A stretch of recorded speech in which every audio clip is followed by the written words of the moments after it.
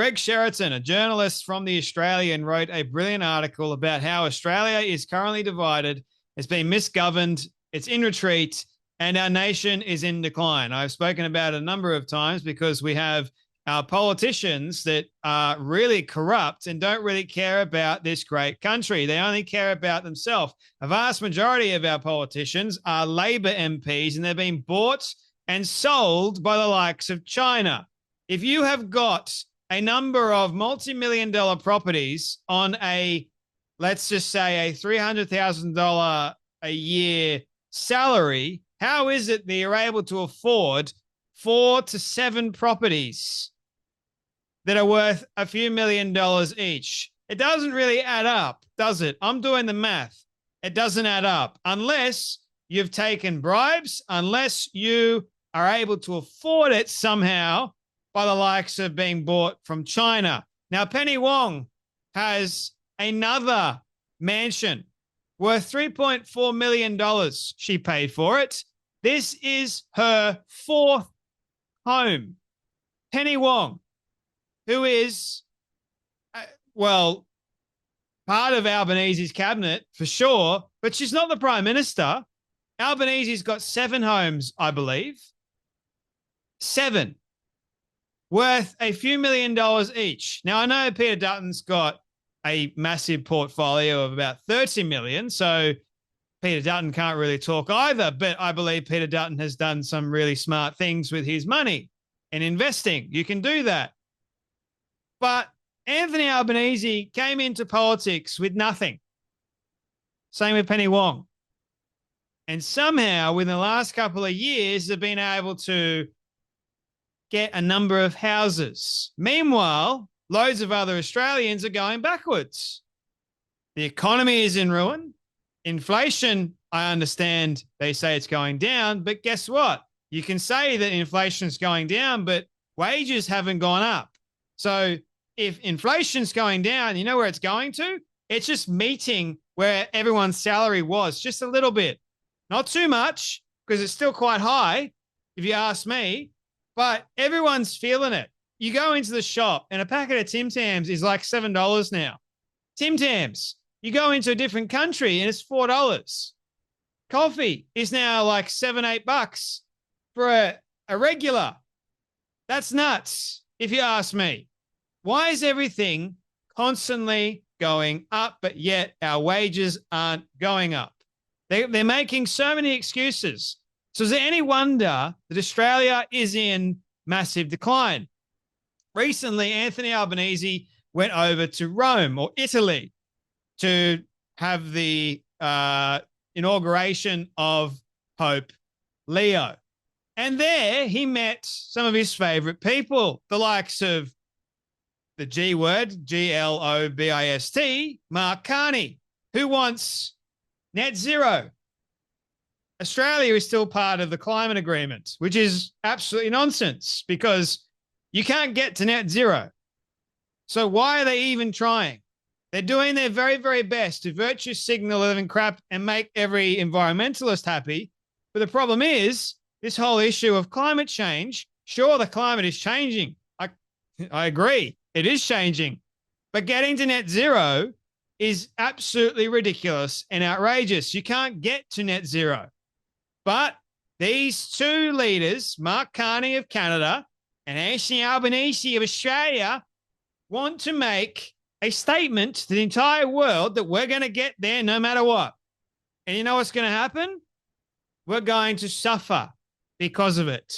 But guess what, ladies and gentlemen? The Australian people somehow voted in Albanese again. Why is it that America pulled away from the climate agreement? Because they realize it's bullshit. That's why. So Anthony Albanese has gone, great to meet with Prime Minister Mark Carney. Our two countries have a strong history of cooperation on global issues.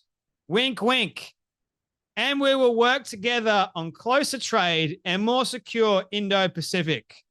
Wink, wink, nod, nod. What does that exactly mean? And Mark Carney responded, great to meet Albo, the only world leader who can discuss spirituality, the global economy, Vegemite, hygiene, and how Gojo was robbed at Eurovision in one go. With the same values and ambitions of Canada and Australia, can help shape a fairer, more prosperous world. God help us all. And at the same time, Anthony Albanese met with Volodymyr Zelensky of Ukraine to talk what? We discussed defense support for Ukraine. Now, I don't know about you, but Australia isn't known for our military. So why is our Prime Minister going over and discussing defense support for the likes of Ukraine? Aren't we supposed to be defending our own borders? Ukraine, as far as I was aware, wasn't our ally. They're not part of NATO. So why in the world is Albo going over there discussing defense support, cooperation within the coalition for the willing? Our conversation also covered the negotiations in Istanbul, increasing pressure on Russia, and with specific sanctions could compel the Russian Federation to stop setting conditions for an unconditional ceasefire. What has Australia got to do with that? Oh, let's shake the hand of Zelensky, why don't we?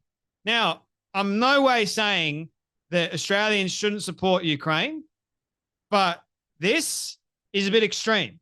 This is a bit ridiculous. So Albanese also, while he was over there, guess what he spoke to the new Pope about? I spoke to him about my mother, because apparently his mother was a staunch Catholic, evidently speaking. So in this Australian article, which you can go and read for yourself if you want, it discusses our living standards, how bad it actually is. Electricity's gone up, water's going up, rates are going up, housing's going up, immigration is increasing, and guess what? Productivity is going down, education is going down, fertility is going down, health going down, and our unity, all the same, is going down. Now, some may say, Jay, you're sounding alarmist, because this is actually happening in a country that is fantastic. I love Australia. It is honestly one of the best countries, if not the best country in the world. So what is happening to it? Because you've got these corrupt leaders like Albanese that comes in and just sells us off. It's only for himself, not for Australians, for himself. Same with all of his other politicians. How do you explain the level of government wastage? He's got 50 people in his cabinet. Australia is the only country with that amount of cabinet leaders or people that have or supposedly have jobs in Albo's cabinet. A vast amount of them are women. Doing what exactly? Aside from making this country worse, a lot of them would be on $100,000 more in terms of their pay packet. How does that work? Talk about government spending and government wastage. A vast majority of our taxpayer dollars goes towards ridiculous jobs like a minister for women. Why do we need that? Simple answer is we don't. Senator Babbitt goes, and I'll close with this: Australia is collapsing in real time, and you can't see it. And if you can't see it, you're blind. This is a bipartisan demolition job. Both Labor and Liberal are responsible. I agree. They're both like a uni party at the moment. They're both not good. They're both terrible. Stop pretending there's a meaningful difference. $1 trillion in federal debt, $27 billion a year in interest. Military is in decline. So why is he going over and saying to Zelensky, we'll help you? No enlistment, rusting ships, ancient subs. And we're spending billions of dollars on new nuclear submarines that could be spent on actually nuclear power for Australians. Why do we need nuclear subs? Gee, I don't know. 1/3 of kids failing basic reading and maths because they couldn't care less. Economy is stagnating. Middle class taxed into oblivion. Energy grid dismantled while China builds coal at full speed. Home ownership out of reach under 40s. Fertility at just 1.4 per woman. Youth mental health up by 50%. in 15 years. That is crazy, my friends. I speak a lot about mental health, especially youth mental health, men's mental health, and the ending of one's life rate is now #1 cause of death for ages 15 to 44. Let that sink in. In Australia, it shouldn't be like that. Cultural decay. We are slowly losing what makes us Australians because we keep importing the third bloody world.